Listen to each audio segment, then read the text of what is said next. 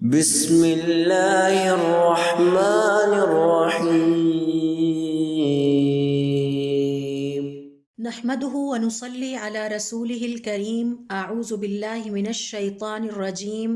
بسم الله الرحمن الرحيم رب اشرح لي صدري ويسر لي امري واحلل عقدة من لساني يفقهوا قولي۔ تمام تعریفیں اللہ رب العزت کے لیے ہیں کہ جس نے ہمیں دین اسلام جیسی عظیم نعمت عطا فرمائی، اور اس دین کی وجہ سے ہمیں اپنی زندگی گزارنے کے ہر شعبے میں اسی دین سے رہنمائی ملتی ہے۔ اور پھر اللہ رب العزت کا احسان در احسان یہ ہے کہ اس نے حضور اکرم صلی اللہ علیہ وسلم جیسی عظیم شخصیت کو ہمارے لیے رہنما بنا کر بھیجا۔ آپ صلی اللہ علیہ وسلم نے ہمیں اللہ رب العزت کی اطاعت گزاری اور فرما برداری پر بہت ساری خوشخبریاں سنائی ہیں، اور اللہ رب العزت کی نافرمانی پر بہت سارے برے انجام سے ہمیں ڈرایا ہے اور اس کے بارے میں خبردار کیا ہے۔ اس میں کوئی شک نہیں کہ آپ صلی اللہ علیہ وسلم نے اللہ رب العزت کے اس پیغام کو پوری دیانتداری کے ساتھ کل انسانیت تک پہنچانے کی کوشش کی، اور ہمیشہ اپنی امت کے لیے اور انسانیت کے لیے خیر خواہی سے سوچا ہے۔ اور اللہ رب العزت کے حق میں جو جہاد آپ نے اپنی زندگی میں کیا، اس کا حق ادا کرنے کی پوری کوشش کی، یہاں تک کہ آپ کا اس دنیا سے انتقال کا وقت آ گیا۔ آپ صلی اللہ علیہ وسلم نے ہمیں اس دنیا کی زندگی میں جو تعلیمات سکھائی ہیں، ان میں سے ایک آپ صلی اللہ علیہ وسلم کی وہ حدیث ہے کہ جس میں آپ صلی اللہ علیہ وآلہ وسلم فرماتے ہیں، جب انسان کا انتقال ہوتا ہے تو اس کے تمام اعمال منقطع ہو جاتے ہیں سوائے تین کے: صدقۃ جاریہ، وہ صدقہ جاریہ جو وہ اپنی زندگی میں کر جاتا ہے، او علم ینتفع بہ، یا وہ علم جس سے اس کی زندگی کے بعد بھی یعنی انتقال کے بعد بھی دوسرے فائدہ اٹھاتے رہیں، یا نیک بچہ یا بچی جو اس کے لیے دعا کرتے رہیں۔ تو اس حدیث میں ذرا غور کیجئے، حضور اکرم صلی اللہ علیہ وسلم نے فرمایا ہے کہ انسان کے انتقال کے بعد سارے عمل رک جاتے ہیں سوائے تین کے، اور ان میں سب سے پہلے بیان کیا صدقہ جاریہ۔ تو علماء کرام کا یہ کہنا ہے کہ صدقہ جاریہ کی ایک شکل یہ ہے کہ انسان اپنی زندگی میں کوئی وصیت کر جائے، یعنی جو وصیت میں یا آپ یا ہم سب کر جائیں گے، ہمارے انتقال کے بعد جب اس وصیت پر عمل ہوگا تو وہ بھی ہمارے لیے صدقہ جاریہ ہی ہے۔ اور وصیت کا مطلب یہ ہے کہ ہمارے انتقال کے بعد یا مسلمان کے انتقال کے بعد اس کے مال کے ایک خاص حصے کو اللہ رب العزت کی راہ میں اس کی ہدایات کے مطابق خرچ کر دیا جائے۔ سوال یہ پیدا ہوتا ہے کہ یہ وصیت کرنے کا حق مسلمان کے پاس کہاں سے آیا؟ تو اس کے لیے دیکھیے سورۃ البقرہ کی آیت نمبر 180، جس میں اللہ رب العزت کا ارشاد ہے: کتب علیکم اذا حضر احدکم الموت، تم پر فرض کر دیا گیا ہے کہ جس وقت تم میں سے کسی کو موت آئے، ان ترک خیرا الوصیۃ، اور اگر وہ اس دنیا سے انتقال کے وقت مال چھوڑ کر جا رہا ہو تو اسے چاہیے کہ اس مال میں کچھ حصے کی وصیت کر لے۔ پھر اسی طرح سے دیکھیے سورۃ المائدہ کی آیت نمبر 106، مثال کے طور پر میں آپ سے شیئر کر رہی ہوں، اور بھی آیات ہیں۔ ہمیں پتہ چلنا چاہیے کہ وصیت کی مشروعیت کیا ہے اور قرآن اور حدیث سے اس کے دلائل کیا ہیں۔ اس حوالے سے سورۃ المائدہ کی آیت نمبر 106 میں بھی اس کی فرضیت ثابت ہوتی ہے، جہاں پر اللہ رب العزت کا ارشاد ہے: یا ایھا الذین آمنوا شہادۃ بینکم اذا حضر احدکم الموت، اے مومنو جب تم میں سے کسی کی موت حاضر ہو جائے، یعنی موت کا وقت آ جائے، تو گواہی اور شہادت کا نصاب یہ ہے، یعنی اب تمہیں گواہی اس پر دینی ہے، اور نصاب کیا ہے اس کا؟ اثنان ذوا عدل منکم، تم مسلمانوں میں سے دو عادل، عادل سے مراد ہے یعنی صاحب اعتبار، جن پر آپ اعتبار کر سکتے ہوں، ایسے دو مسلمانوں کو اپنی وصیت پر گواہ ٹھہرا لیں۔ او آخران من غیرکم، اگر مسلمان نہ ملے، اپنوں میں سے نہ ملے، تو پھر آپ اپنے دین کے علاوہ چھوڑ کے دوسرے دین کے پیروکاروں میں سے بھی دو کو گواہ کے طور پر یعنی کہ ان کو بلا سکتے ہیں کہ وہ آپ کی وصیت کے گواہ بن جائیں۔ ان انتم ضربتم فی الارض، اور اس وقت جب تم سفر کی حالت میں ہو، یعنی تمہیں اپنے ارد گرد اپنے نہ ملے، مسلمان نہ ملے، اپنے صاحب اعتبار لوگ نہ ملے، تو ایسے میں آپ دوسرے جو قابل اعتماد لوگ ہیں، ٹرسٹ وردی لوگ ہیں، دوسرے مذاہب سے ان کا تعلق ہے، آپ ان کو گواہ ٹھہرا سکتے ہیں اپنی وصیت پر۔ اور ایسا سفر میں ہے فَأَصَابَتْكُمْ مُصِيبَةُ الْمَوْتِ، اور اس وقت موت کی مصیبت دوران سفر آ جائے تو کسی دوسرے مذاہب کے 2 افراد کو گواہ ٹھہرا لیا جائے۔ اب ہم آتے ہیں احادیث کی طرف کہ حضور اکرم صلی اللہ علیہ وسلم کی احادیث میں ہم نے یہ دیکھنا ہے کہ وصیت کا ذکر کہاں کہاں کیا گیا ہے۔ تو اس حوالے سے دیکھیے، حضور اکرم صلی اللہ علیہ وسلم اپنی ایک حدیث میں فرماتے ہیں کہ کسی بھی مسلمان کے لیے یہ روا نہیں ہے کہ اسے اللہ رب العزت نے کچھ مال عطا کیا ہو اور پھر وہ اس پر وصیت نہ کرے، اور اس پر وصیت کیے بغیر اسے 1 رات یا 2 راتیں گزر جائیں۔ اسے چاہیے کہ فوراً اپنے اس مال کے حوالے سے اپنی وصیت کو لکھ لے۔ اسی طرح سے حضور اکرم صلی اللہ علیہ وسلم کی ایک اور حدیث ہے، یہ جو پہلی حدیث میں نے آپ سے بیان کی ہے، یہ صحیح بخاری اور صحیح مسلم کی 965 نمبر حدیث ہے۔ 966 یہ ہے، سعد ابن ابی وقاص رضی اللہ تعالیٰ عنہ کہتے ہیں، اے اللہ کے رسول، اللہ نے مجھے بہت مال عطا کیا ہے اور میرے وارثوں میں صرف ایک ہی بیٹی ہے، کیا میں 1/3 مال اپنی بیٹی کو دے کر باقی 2/3 مال کو اللہ کی راہ میں صدقہ کر دوں؟ آپ صلی اللہ علیہ وسلم نے فرمایا نہیں۔ کہتے ہیں کہ پھر میں نے کہا چلے میں اپنے مال کو نصف یعنی آدھا آدھا تقسیم کر دیتا ہوں، آدھا اپنے وارث کو دیتا ہوں اور آدھا اللہ رب العزت کی راہ میں تقسیم کر دیتا ہوں۔ آپ صلی اللہ علیہ وسلم نے فرمایا نہیں۔ کہتے ہیں کہ پھر میں نے کہا چلے میں 1/3 مال اللہ کی راہ میں خرچ کر دوں، یعنی 2/3 میری بیٹی کو چلا جائے اور 1/3 میں اللہ کی راہ میں خرچ کر دوں۔ آپ صلی اللہ علیہ وسلم نے فرمایا الثلث، 1/3 ٹھیک ہے، والثلث کثیر، پھر فرمایا اور یہ 1/3 بھی بہت زیادہ ہے۔ إِنَّكَ أَن تَذَرَ وَرَثَتَكَ أَغْنِيَاءَ خَيْرٌ مِّنْ أَن تَذَرَهُمْ عَالَةً يَتَكَفَّفُونَ النَّاسَ، اپنے وارثوں کو مال کی حالت میں چھوڑنا اس سے کہیں بہتر ہے کہ تم انہیں تنگ دستی اور افلاس کی حالت میں چھوڑو کہ وہ اپنی ضروریات پوری کرنے کے لیے تمہارے بعد لوگوں کے سامنے ہاتھ پھیلانے پر مجبور ہو جائیں۔ پھر ہم تھوڑی دیر میں اس حدیث کی تشریح کی طرف بھی آتے ہیں۔ تیسری حدیث میں یہاں پر آپ سے شیئر کروں گی اور اسے صحیح مسلم نے روایت کیا ہے۔ عائشہ رضی اللہ تعالی عنہ فرماتی ہیں کہ حضور اکرم صلی اللہ علیہ وسلم کے پاس ایک شخص آیا اور اس نے کہا، اے اللہ کے رسول، بے شک میری ماں کو بیماری نے اور موت نے اچک لیا ہے،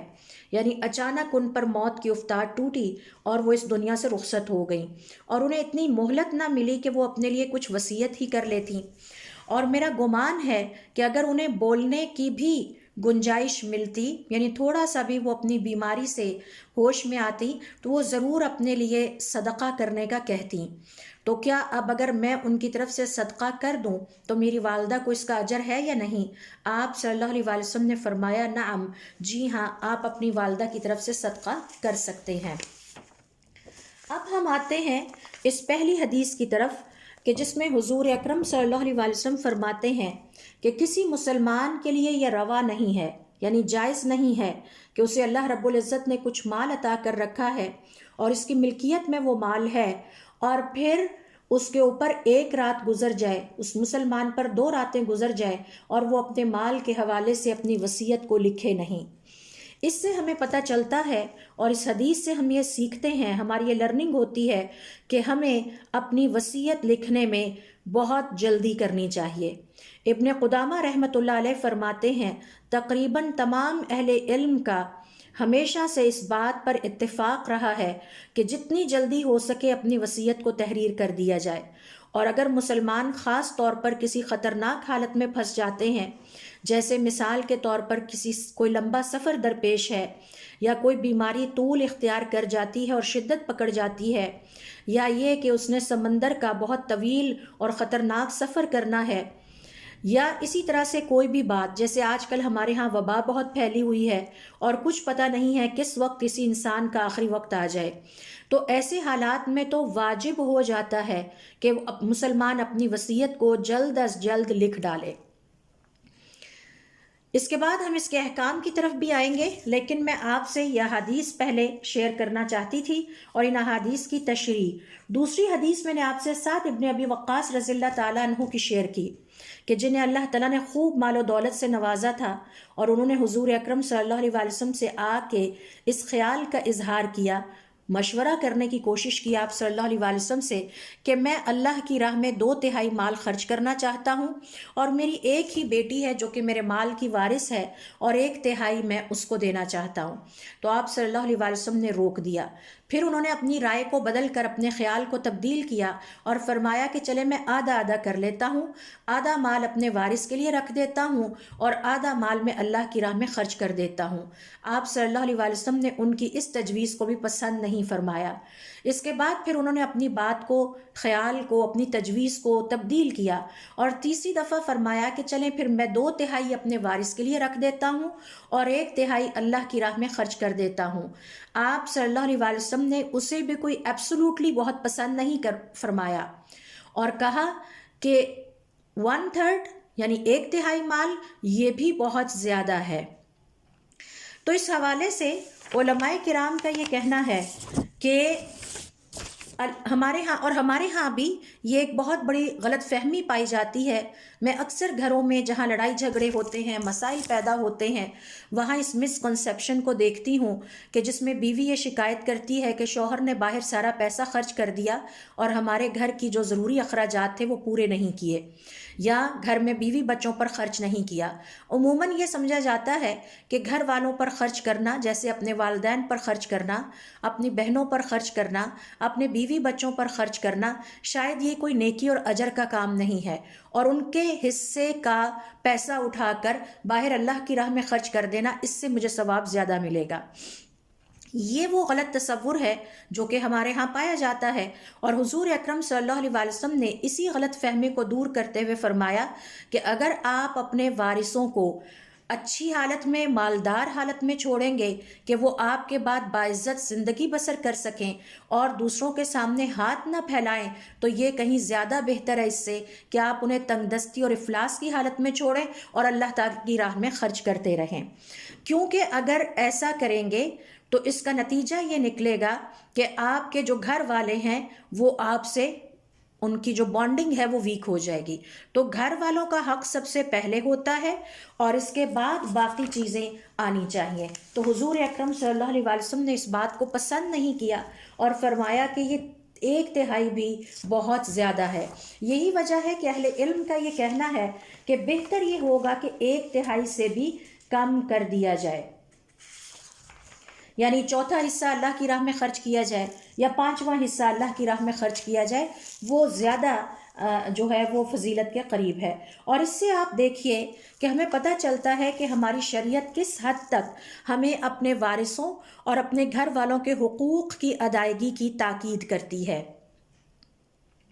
اب یہ جو میں نے آپ سے پہلی حدیث شیئر کی تھی کہ کسی بھی مسلمان کے لیے یہ روا نہیں ہے کہ اس کے پاس اللہ رب العزت کی طرف سے عطا کردہ مال کی نعمت موجود ہو اور پھر اسے 1 رات یا 2 راتوں سے زیادہ گزر جائیں اور وہ اپنی وصیت نہ لکھے۔ ابن عمر رضی اللہ تعالی عنہما فرماتے ہیں، میں نے جب سے حضور اکرم صلی اللہ علیہ وسلم کی یہ نصیحت سنی ہے، آپ صلی اللہ علیہ وسلم کا یہ حکم سنا ہے، اس کے بعد زندگی میں مجھ پر 1 رات بھی ایسی نہیں گزری کہ جس میں میں نے اپنی وصیت میرے پاس نہ ہو۔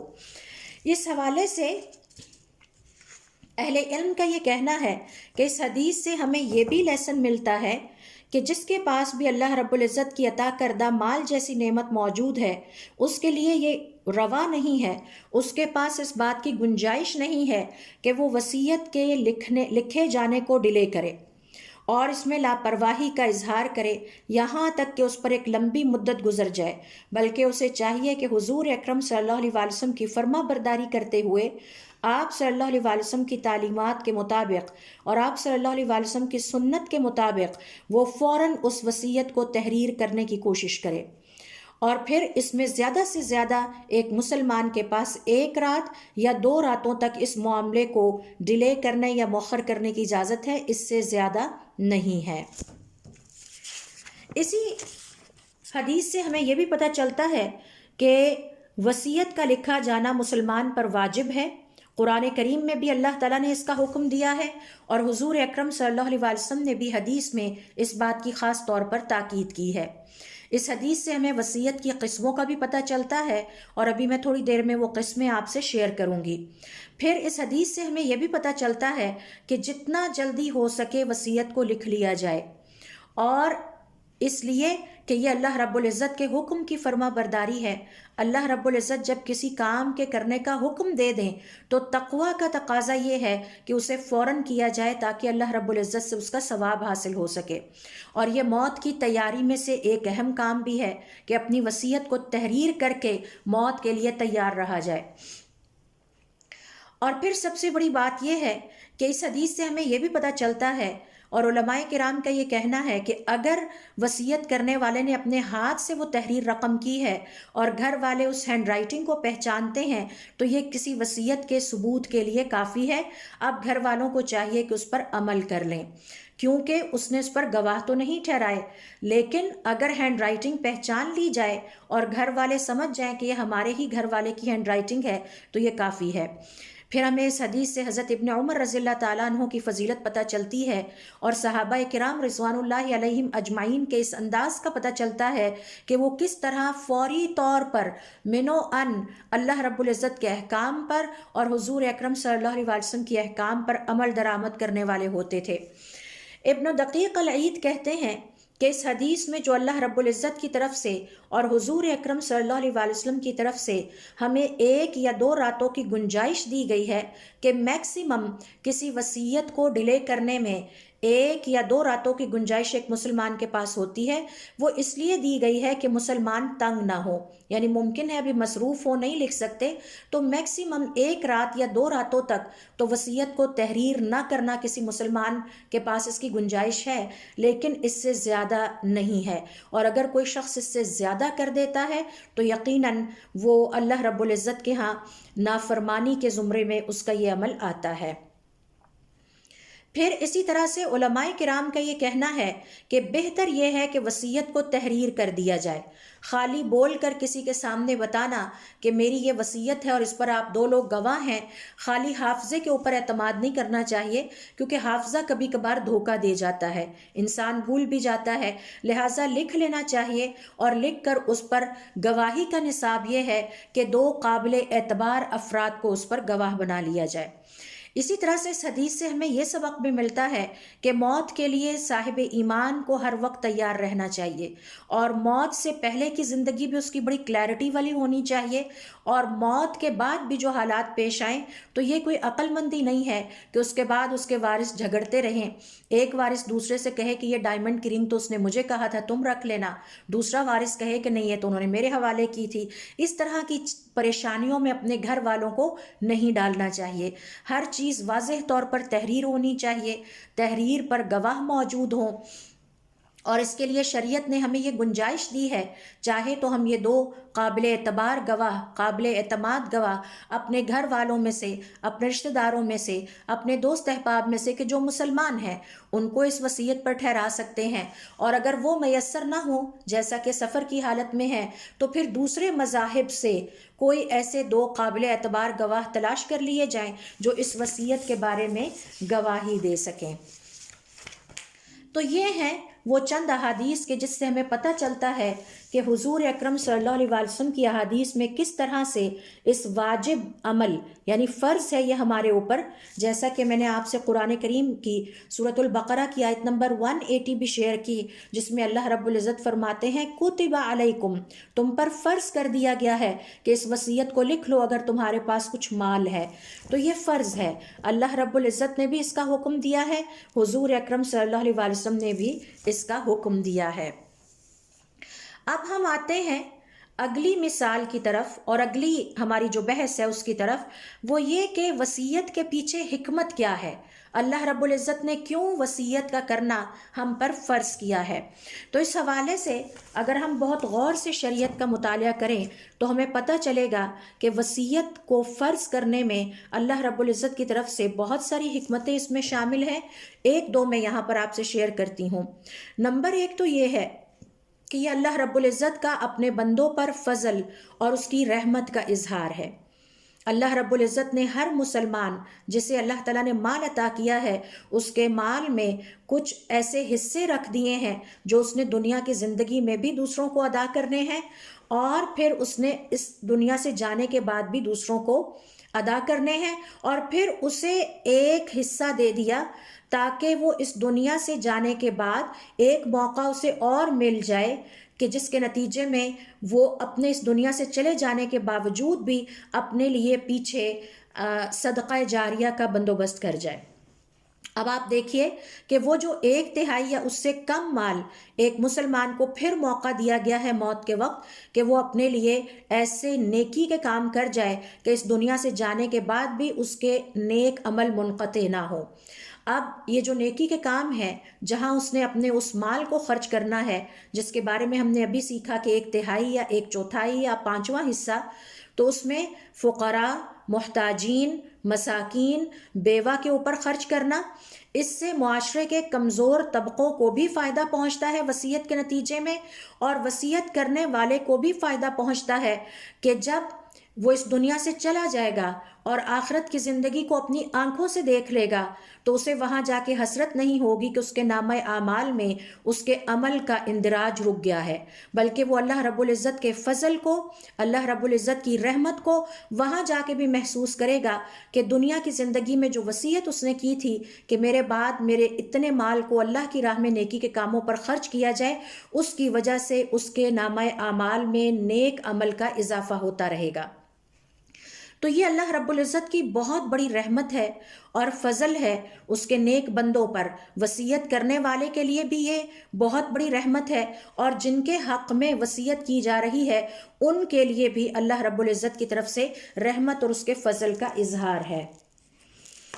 سورۃ البقرہ کی آیت نمبر 180 میں اللہ رب العزت نے اس حکمت کا ذکر کیا ہے، کتب علیکم، تم پر فرض کر دیا گیا ہے، اذا حضر احدکم الموت، تم میں سے جب کسی کی موت حاضر ہو جائے۔ یہاں پر علماء کرام کا یہ کہنا ہے کہ موت کے حاضر ہو جانے سے مراد موت کا وہ وقت نہیں ہے، کیونکہ جو حالت نزع کا وقت ہوتا ہے اس میں انسان کچھ نہیں کر سکتا۔ اس کا مطلب ہے کہ جب موت کی علامتیں سامنے دیکھ لو تب تو بالکل ہی فرض ہو جاتا ہے کہ اب تو آپ نے ضرور ہی لکھنا ہے، جیسے بیماری آ گئی ہے، وبا کے دن ہے، کچھ پتہ نہیں کب اس دنیا سے روانہ ہو جائیں۔ ان ترک خیرا الوصیۃ للوالدین، اب وہ اپنے مال میں سے وصیت کر سکتا ہے اور اپنے مال کو تقسیم کر دے اپنے والدین پر، والاقربین اور رشتہ داروں پر، بالمعروف، معروف طریقے سے، حقا علی المتقین، یہ اللہ تعالیٰ کا حق ہے اس کے پرہیزگار بندوں پر۔ تو مال اللہ تعالیٰ کا ہے اور اللہ رب العزت اس کا مالک ہے، ہم اس کے مالک نہیں ہیں۔ یہ وقتی طور پر ہمیں عطا کیا گیا ہے اور ہمیں حکم دیا گیا ہے، سکھایا گیا ہے کہ ہم نے زندگی میں اس کو کیسے خرچ کرنا ہے اور اس کے حوالے سے کس طرح ہم نے اپنی وصیت لکھنی ہے، اور ہمارے اس دنیا سے انتقال کے بعد ہمارے مال کو اللہ رب العزت کے حکم کے مطابق کیسے تقسیم کرنا ہے۔ تو یہ اللہ تعالیٰ کا ہم پر حق ہے، اور اللہ رب العزت کے حقوق کی ادائیگی میں کوتاہی کی گنجائش کسی مسلمان کے پاس نہیں ہے۔ اسی طرح سے وصیت کے پیچھے ہمیں ایک حکمت اور نظر آتی ہے، اور وہ حکمت یہ ہے کہ بعض اوقات مسلمان اپنی زندگی میں بے تحاشا مصروفیات کی وجہ سے بعض نیکی کے کاموں میں حصہ ڈالنے سے رہ جاتا ہے۔ اور اس حوالے سے ہم سب جانتے ہیں کہ ہم نے سیکھا تھا کہ صحابہ کرام رضوان اللہ علیہم اجمعین نیکی کا کوئی قیمتی موقع ہاتھ سے نہیں جانے دیتے تھے، اور ان سے ہمیں یہ ادب بھی سیکھنا چاہیے کہ ان کی کوشش ہوتی تھی، خواہش ہوتی تھی کہ وہ ہر نیکی کے کام میں حصہ ڈالیں، یعنی یتیموں کی پرورش سے لے کر سلام پہلے کرنا، اور چھوٹی نیکیاں ہوں یا بڑی نیکیاں ہوں، ہر نیکی میں وہ اپنا حصہ ڈالنے کے لیے کوشاں رہتے تھے۔ تو بعض اوقات ایسا ہوتا ہے کہ چاہت کے باوجود زندگی میں بے تحاشا مصروفیات کی وجہ سے کچھ نیکی کے کام ایسے رہ جاتے ہیں جو ہم نہیں کر پاتے، تو اللہ رب العزت نے ہمیں وصیت کی شکل میں ایک موقع اور عطا کر دیا ہے کہ ہم اپنے گھر والوں کے لیے یہ وصیت کر جائیں کہ میرے 1/4 یعنی چوتھا حصہ جو مال کا ہے، یا جو 5واں حصہ ہے، یا جو تیسرا حصہ ہے، اسے اللہ رب العزت کی راہ میں فلاں نیکی کے کام پر خرچ کر دیا جائے۔ مثال کے طور پر ایک مسلمان کو وقت نہ ملا، موقع نہ ملا کہ وہ اپنی زندگی میں کسی یتیم کی کفالت اور پرورش کرتا۔ اب اس مسلمان کو اللہ رب العزت نے اس دنیا سے جاتے ہوئے ایک موقع اور عطا فرما دیا کہ وہ اپنے گھر والوں کے لیے اپنے 1/3 یا چوتھے حصے میں یا 5ویں میں یہ وصیت کر دے کہ میرے مال کا اتنا حصہ یتیم پر خرچ کیا جائے اور یتیم کی کفالت اور پرورش اس سے کی جائے۔ اس طرح دنیا کی زندگی میں جو ایک نیکی کرنے کا موقع اسے نہیں ملا تھا، وہ اللہ رب العزت کی طرف سے ایک دفعہ اسے پھر مل گیا۔ تو اس سے آپ دیکھیے کہ ہمیں پتہ چلتا ہے کہ یہ جو وصیت کا انسٹیٹیوشن ہے اسلام میں، اور جو اللہ رب العزت نے وصیت کا کانسیپٹ رکھا ہے، اس میں سوسائٹی کے لیے بھی ویلفیئر کا اسپیکٹ ہے، اس میں گھر والوں کے لیے بھی ویلفیئر کا اسپیکٹ ہے، گھر والوں کی فلاح بھی اور بہبود بھی، اور ان کو بھی فائدہ پہنچ رہا ہے جنہیں ہم وارث کہتے ہیں، اور پھر اس میں وصیت کرنے والے کو بھی فائدہ پہنچتا ہے۔ تو سبحان اللہ، دیکھیے کہ کس قدر خوبصورت دین ہے ہمارا، اور کس قدر پریکٹیکل اپروچ ہے کہ باہر خرچ کرنے سے پہلے اپنی فیملی کے اوپر خرچ کریں، اور زیادہ فیملی پر کریں، اور اس کے بعد کم اللہ کی راہ میں دینا ہے، اور جو اللہ رب العزت کی راہ میں دینا ہے اس کی بھی ترتیب بتا دی ہے۔ اس کے بعد آئیے اب ہم دیکھتے ہیں کہ یہ جو وصیت ہے اس کی کتنی قسمیں ہیں۔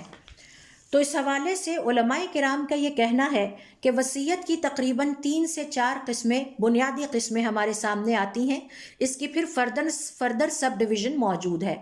نمبر 1، وصیت واجب بھی ہو جاتی ہے۔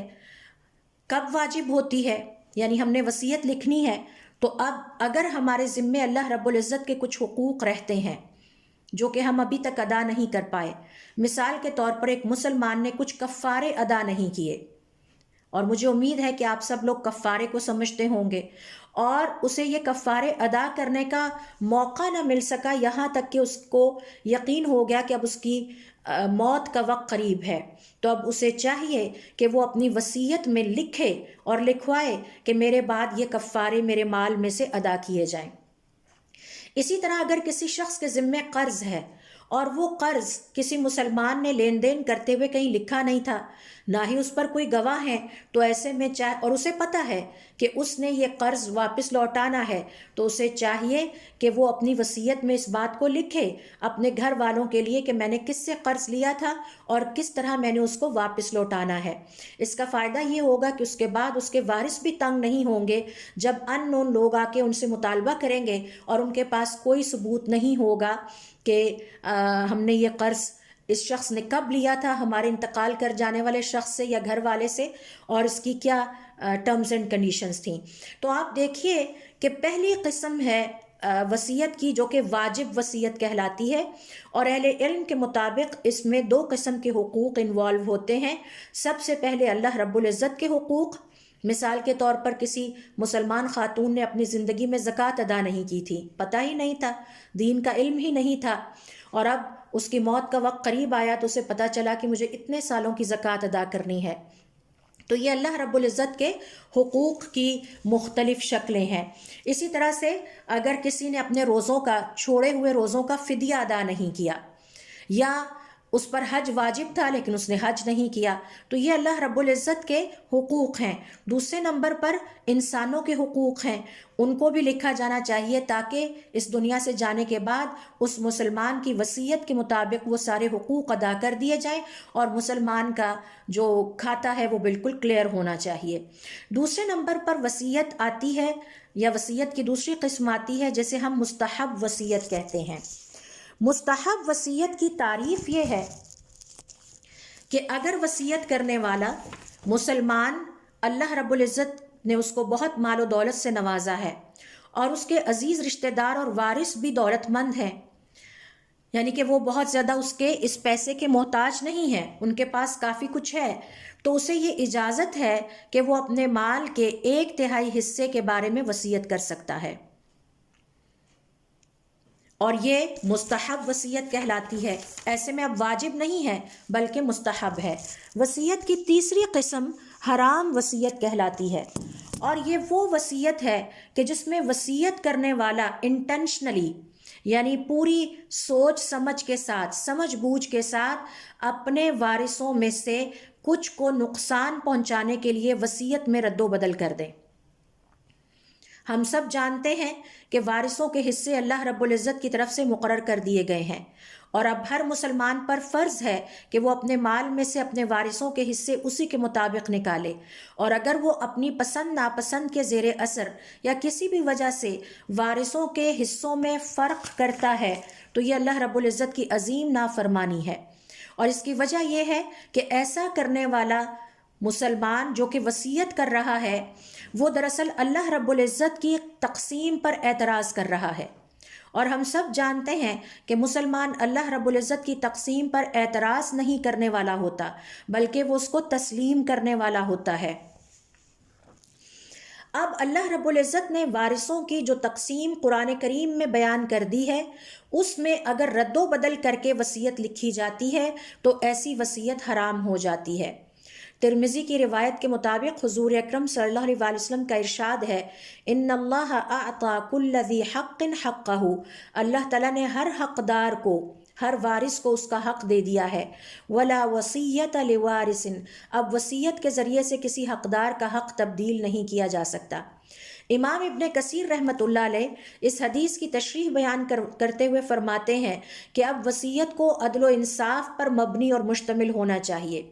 اگر وصیت میں رد و بدل کی گئی ہے، یعنی اللہ رب العزت کے بیان کردہ حصوں میں تبدیلی کر دی گئی ہے اور کچھ کو ان کے حق سے کم دیا گیا ہے اور کچھ کو ان کے حق سے زیادہ دیا گیا ہے، یا بعض وارثوں کو سرے سے ہی محروم کر دیا گیا ہے، یہ ساری وہ شکلیں ہیں کہ جو اللہ رب العزت کی نافرمانی کے زمرے میں آتی ہیں اور وصیت کو حرام وصیت کی کیٹیگری میں ڈال دیتی ہیں۔ حضور اکرم صلی اللہ علیہ وسلم کی حدیث کے مطابق ابن عباس رضی اللہ تعالیٰ عنہ فرماتے ہیں، الاضرار فی الوصیت من الکبائر،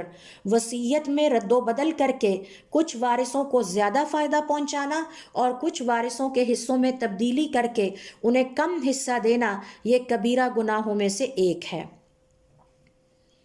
یہ ہے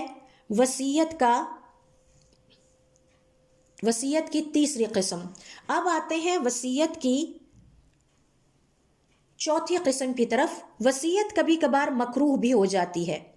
مکروہ وصیت سے کیا مراد ہے؟ علماء کرام کے مطابق مکروہ وصیت سے مراد یہ ہے کہ اگر وصیت کرنے والا مسلمان جو اس دنیا سے اب انتقال کرنے والا ہے، اگر وہ خود تنگ دست ہے، اس کے پاس وافر مال نہیں ہے، اور پھر اس کے گھر والے وارث بھی تنگ دست ہیں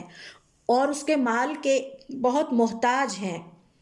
اور پھر وہ اپنے مال میں سے 1/3 نکال کر اپنے گھر والوں کو نظر انداز کر کے اس میں وصیت کر دے، جبکہ گھر والوں کا حق بنتا تھا کہ یہ مال پہلے انہیں ملے، تو ایسے میں یہ وصیت مکروہ ہو جاتی ہے۔ حضور اکرم صلی اللہ علیہ وسلم اپنی ایک حدیث میں فرماتے ہیں، دینار انفقتہ فی سبیل اللہ، وہ دینار جو تم نے اللہ کی راہ میں خرچ کیا، ایک وہ دینار ہے۔ ودینار انفقتہ فی رقبۃ، اور ایک وہ دینار ہے جو تم نے کسی غلام کو آزاد کرنے پر خرچ کیا۔ ودینار تصدقت بہ علی مسکین، اور ایک وہ دینار ہے جو تم نے کسی مسکین پر خرچ کیا۔ ودینار انفقتہ علی اہلک، اور ایک وہ دینار ہے جو تو نے اپنے گھر والوں پر خرچ کیا، یعنی اپنے والدین پر خرچ کیا، بیوی بچوں پر خرچ کیا، بہن بھائیوں پر خرچ کیا۔ اعظمها اجرا الذي انفقته على اهلك، اس میں سب سے زیادہ اجر والا وہ دینار ہے جو تو نے اپنے گھر والوں پر خرچ کیا۔ تو اگر کوئی مسلمان خود بھی تنگ دست ہے، اس کے پاس کوئی وافر مال نہیں اور اس کے گھر والے بھی اس کے مال کے بہت محتاج ہیں، اب وہ ان کی ضروریات کو نظر انداز کر کے اللہ کی راہ میں 1/3 مال کی وصیت کر دیتا ہے اور اس کے گھر والوں کو اس کی اس وصیت سے نقصان پہنچتا ہے، وہ اپنی بنیادی ضروریات بھی پورے کرنے کے قابل نہیں ہے، تو ایسی وصیت مکروہ ہو جاتی ہے۔ یہاں جو حدیث علماء کرام کوٹ کرتے ہیں، یہ حدیث بھی دراصل ہمیں یہی سکھاتی ہے کہ سب سے بہترین خرچ کرنا اپنے گھر والوں پر خرچ کرنا ہے۔ پہلے ان کی جائز معروف طریقے سے ضروریات پوری کی جائیں، پھر ان کی ضرورت سے جو بچ جائے اسے اللہ رب العزت کی راہ میں نیکی کے مختلف کاموں پر خرچ کیا جائے۔ یہی نصیحت حضور اکرم صلی اللہ علیہ وسلم نے سعد ابن ابی وقاص رضی اللہ تعالیٰ عنہ کو کی تھی جب ان سے فرمایا تھا کہ اگر تم اپنے وارثوں کو مالدار حالت میں چھوڑو تو وہ زیادہ بہتر ہے اس سے کہ تم اللہ کی راہ میں خرچ کر کے ان کو افلاس اور تنگ دستی میں مبتلا کرو اور وہ تمہارے جانے کے بعد اس دنیا میں اپنی ضروریات کے لیے دوسروں کے سامنے ہاتھ پھیلاتے پھرے۔ پھر ایک اور جگہ پہ آپ صلی اللہ علیہ وسلم نے فرمایا کہ جو خرچ بھی تم اس نیت سے کرو کہ اس سے تمہیں اللہ تعالیٰ کا تقرب حاصل ہوگا، آپ کو اس نیت کی وجہ سے اس کا وہی ثواب ملے گا، حتیٰ کہ جو تم اپنی بیوی کو کھلاتے ہو وہ بھی عبادت ہے، اس سے بھی تمہیں اللہ رب العزت کا تقرب ملے گا۔ تو یہ ہے وصیت کی وہ قسمیں جو کہ ہمیں اپنے ذہن میں رکھنی چاہیے، اور ہمیں یہاں یہ بھی پتہ چلا کہ وصیت میں نقصان پہنچانا، زیادتی کرنا کبیرہ گناہ ہے، اور آگے چل کر میں آپ سے بات کروں گی کہ اس کبیرہ گناہ کی سزا کیا بیان کی گئی ہے۔ اب آئیے ہم سیکھتے ہیں وصیت کے حوالے سے چند اہم ترین بنیادی احکامات، تاکہ مسلمان ہونے کی نیت سے ہمیں اللہ رب العزت کی اس فرما برداری کے بارے میں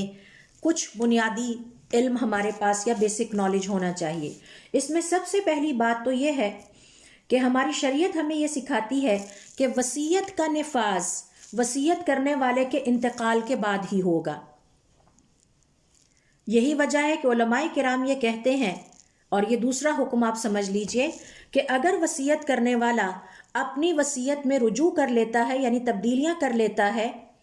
موت سے پہلے تو پھر پہلی وصیت انویلڈ ہو جائے گی۔ اور اس کی دلیل حضور اکرم صلی اللہ علیہ وسلم کی وہ حدیث ہے جسے عمر رضی اللہ تعالیٰ عنہ نے بیان کیا ہے، یغیر الرجل ما شاء فی وصیتہ،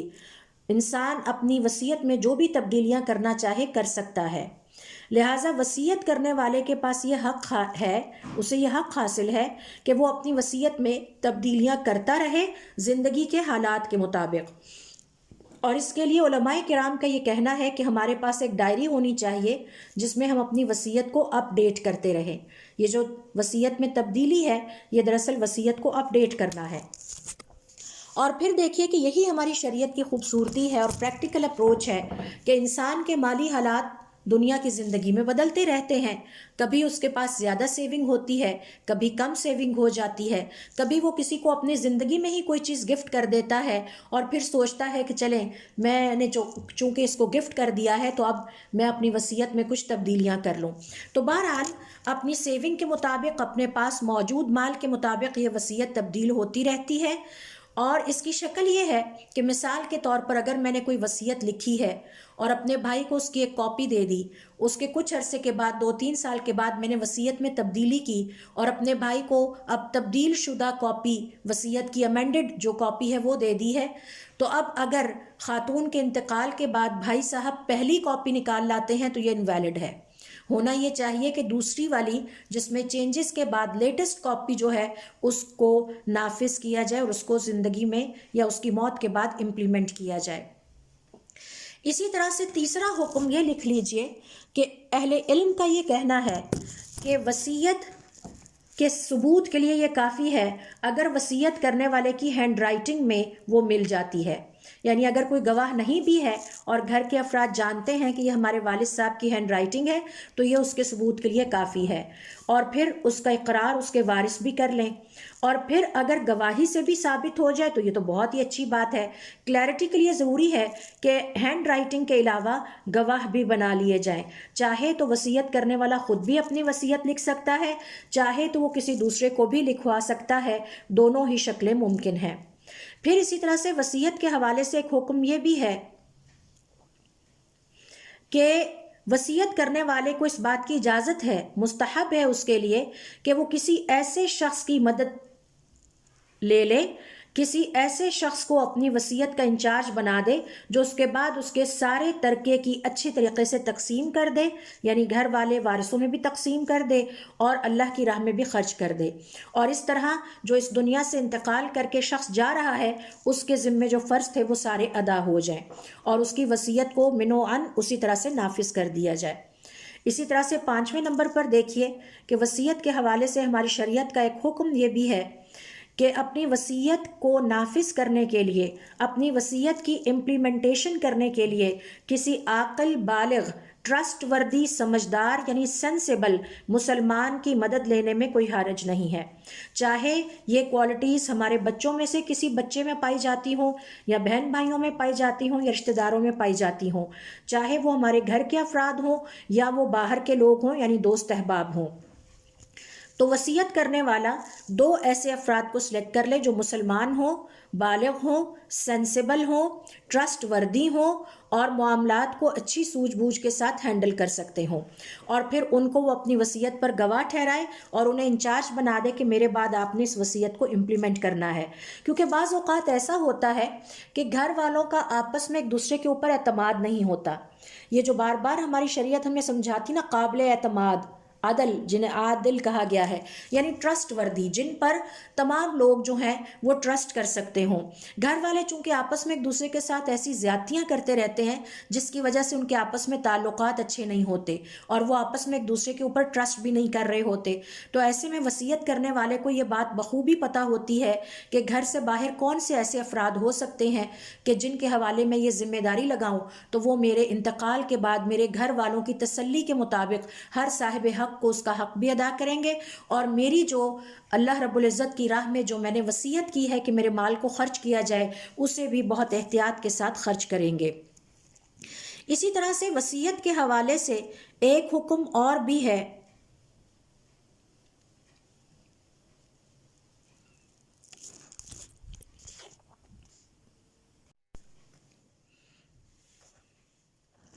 کہ جب کسی مسلمان سے یہ درخواست کی جائے، یعنی ہمارے گھر میں یا دوست احباب میں سے کوئی یہ درخواست کرے کہ میرے انتقال کے بعد آپ نے میری اس وصیت کے مطابق میرے مال کو اور ترکے کو تقسیم کرنا ہے اور میں آپ پر ٹرسٹ کرتا ہوں، تو ایسے میں مسلمان کو ہچکچانا نہیں چاہیے، کیونکہ وہ ایک بہت بڑے نیکی کے کام میں اپنے مسلمان بہن بھائی کی مدد کر رہا ہے، اس کے گھر والوں کی مدد کر رہا ہے، اور یہ بہت بڑا نیکی کا کام ہے، لہٰذا اس کو آگے بڑھ کر پوری ذمہ داری کے ساتھ اللہ رب العزت کے سامنے جواب دہی کے احساس کے ساتھ اس کو کر دینا چاہیے۔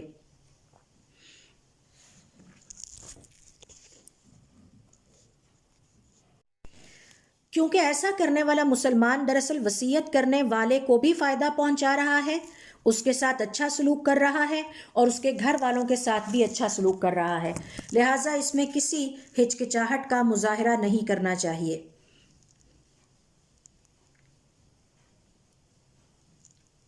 اسی طرح سے وصیت کے حوالے سے ایک اور اہم ترین حکم یہ بھی ہے کہ جب وصیت کا نفاذ کیا جائے میت کے ترکے میں سے تو اس میں سے واجب کے لیے پہلے اماؤنٹ نکال لی جائے۔ کچھ ایسے کام ہیں جن کا کرنا فرض ہے، لہٰذا میت کے ترکے میں سے پہلے وہ اماؤنٹ نکال لی جائے، جیسے مثال کے طور پر چاہے وصیت کرنے والے نے اس کی وصیت کی ہے یا نہیں کی، مثال کے طور پر اس نے نیت کی ہوئی تھی کہ اس نے اللہ کی راہ میں حج کرنا ہے اور وہ نہیں کر سکا، یا یہ کہ اس نے کوئی قسم توڑی تھی اور پھر اس کا کفارہ ادا کرنے والا ہے اور وہ نہیں کر سکا، یا اس نے اپنی زندگی میں زہار کیا تھا، یعنی اپنی بیوی کو کہہ دیا کہ تم میرے لیے میری ماں اور بہن جیسی ہو، تو اب اس کا کفارہ ادا کرنا تھا، یا اس کے ذمے کوئی زکوٰۃ کی ادائیگی رہتی تھی جو کہ وہ نہیں کر سکا اور اس سے پہلے ہی وہ وفات پا گیا، یا اس نے کوئی نظر مانی ہوئی تھی اپنے اوپر خود ہی اور وہ اس کو پورا نہیں کر سکا، یا اس نے کسی انسان کا قرض ادا کرنا تھا، یا اس طرح کی کوئی بھی واجب اخراجات جو اللہ رب العزت کے حقوق سے متعلق ہیں اور جو انسانوں کے حقوق سے متعلق ہیں وہ سارے پہلے ادا ہونے چاہیے۔ جب وہ سارے ادا ہو جائے تو پھر باقی ترکے کو وارثوں میں تقسیم کرنے کے لیے ان کو الگ کیا جائے، اور پھر اسی میں سے 1/3 یا اس کی وصیت کے مطابق اس کے مال کا 1/4 حصہ یا 5واں حصہ اللہ رب العزت کی راہ میں اس کی وصیت کے مطابق خرچ کر دیا جائے۔ اسی طرح سے وصیت کے حوالے سے ایک اور اہم ترین حکم یہ ہے کہ کسی بھی وصیت کی صحت کی شرط کے لیے ایک شرط یہ بھی ہے کہ وصیت کرنے والا اللہ کی راہ میں خرچ کرنے کی اہلیت رکھتا ہو، یعنی یہ نہیں ہے کہ اس کے پاس مال نہیں ہے اور وہ وصیت کر جائے، مال ہے تو پھر وہ وصیت کر سکتا ہے کہ میری طرف سے اللہ کی راہ میں یہ خرچ کر دیا جائے۔ اور پھر اگلی شرط یہ ہے کہ وہ یہ وصیت اپنی رضامندی اور اپنے اختیار سے کر رہا ہو،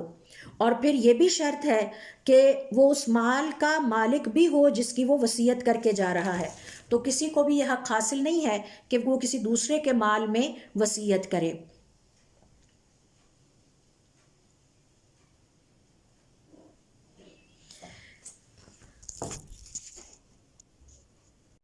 تو یہ ہے وہ چند انتہائی بنیادی قسم کے اہم احکام جو کہ ہمیں بحیثیت مسلمان کے وصیت کے بارے میں پتہ ہونے چاہیے. اب میں یہاں پر آپ سے شیئر کروں گی آخر میں کہ وصیت میں رد و بدل کی سزا کیا ہے. جیسا کہ میں نے آپ سے پہلے عرض کیا کہ وصیت میں کسی قسم کی تبدیلی کرنا کبیرہ گناہ ہے، اور کبیرہ گناہ بہت بڑا گناہ ہوتا ہے جس کے نتیجے میں ایک مسلمان کو ہر حال میں جہنم ضرور جانا پڑے گا یا آگ کے عذاب سے گزرنا ہوگا. اللہ رب العزت سے دعا ہے کہ اللہ تعالی ہمیں ایسی آزمائش میں بچائے، کیونکہ یہ آخرت کی زندگی کی آزمائشیں ہیں. تو اس حوالے سے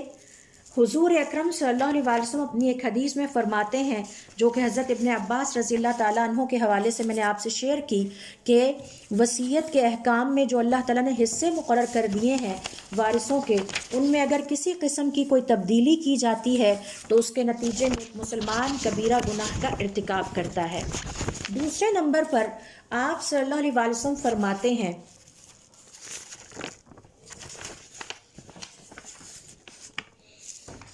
اور یہ حدیث ہے جس میں آپ صلی اللہ علیہ وسلم کا ارشاد ہے کہ کوئی مسلمان مرد یا عورت 60 سال تک اللہ رب العزت کی عبادت میں لگے رہتے ہیں، یعنی 60 سال تک وہ خوب اللہ تعالیٰ کی عبادت کرتے ہیں اور اللہ رب العزت کی فرما برداری میں زندگی گزارتے ہیں. ثم يحضرهم الموت، پھر ان دونوں کو موت آ جاتی ہے. فیضاران بالوصیتی، تو وہ وصیت میں رد و بدل کر بیٹھتے ہیں. فتجب لہما النار، تو ایسے دونوں کے لیے یعنی مسلمان مرد اور مسلمان عورت کے لیے آگ واجب ہو جاتی ہے. تو آپ ذرا تصور کیجئے کہ اتنی بڑی سزا ہے اس کی کہ وصیت میں یعنی وارثوں کے حقوق میں رد و بدل کرنے والے مسلمان مرد یا مسلمان عورت جنہوں نے ساری زندگی اللہ رب العزت کی عبادت میں صرف کی، اس کے بعد صرف ایک غلطی ایسی کر بیٹھے کہ کسی بھی وجہ سے انہوں نے اللہ رب العزت کی اس تقسیم میں وارثوں کے حقوق میں تبدیلی کر دی، تو ان کے بارے میں فرمایا فتجب لہما النار، تو ایسے دونوں افراد کے لیے مسلمان مرد اور عورت کے لیے آگ واجب ہو جاتی ہے. پھر حضور اکرم صلی اللہ علیہ وسلم ایک جگہ پر اور فرماتے ہیں، اور یہ بھی وصیت ہی کے حوالے سے ہے، کہ جو دوسروں کو نقصان پہنچاتا ہے اللہ رب العزت اس کو نقصان کرتا ہے. اور یہ ابو سعید الخدری رضی اللہ تعالی عنہ کی روایت ہے کہ حضور اکرم صلی اللہ علیہ وسلم نے فرمایا، لا ضرر ولا ضرار، نہ نقصان پہنچائے،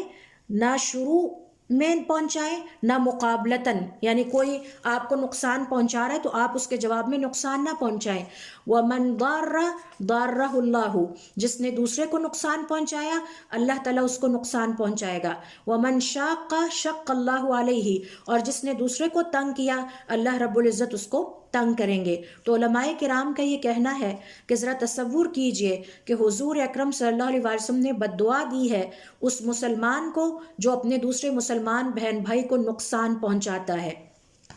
اور نقصان پہنچانے کی مختلف شکلیں ہیں. اب اگر کوئی مسلمان اپنے گھر والوں کو، اپنے وارثوں کو، اپنے رشتہ داروں کو نقصان پہنچانے کی کوشش کرتا ہے تو یہ تو اور بھی بدترین عمل ہے. ہمیں تو بحیثیت مسلمان کے عام مسلمان کو بھی نقصان پہنچانے کی اجازت نہیں ہے، لیکن اگر کوئی عام مسلمانوں کو چھوڑ کر اپنے گھر والوں کو نقصان پہنچاتا ہے، رشتہ داروں کو نقصان پہنچاتا ہے، دوست احباب کو نقصان پہنچاتا ہے، تو یہ تو اس کے مقابلے میں اور بھی بدترین عمل ہے.